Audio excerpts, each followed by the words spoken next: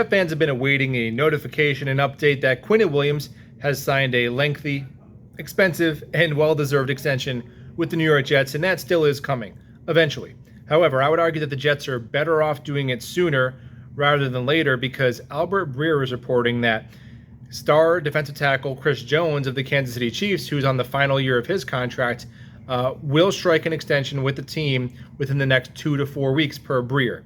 And I think once that deal comes in, Quinnen Williams and his agent may contact the Jets and say, today's price ain't yesterday's price, because he is going to change the market, I believe. There's been a bunch of players who have set the market between $21 and $23.5 million, from Jeffrey Simmons to Jonathan Allen to Dexter Lawrence. But Chris Jones is a different dude, and he's on another level. He is a 4-time Pro Bowler. He's been an All-Pro, multiple seasons, over 15 sacks.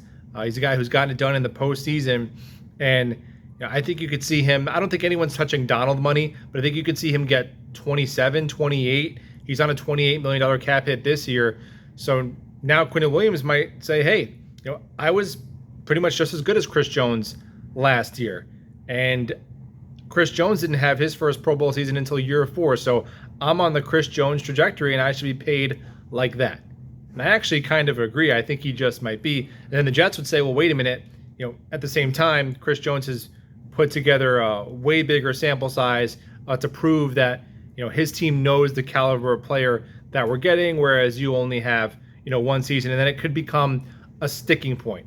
Right now, I think the market is pretty set, where if you just give Quinnen a tick over the highest paid guy in this wave, I think that would be a deal that both sides could feel pretty good about.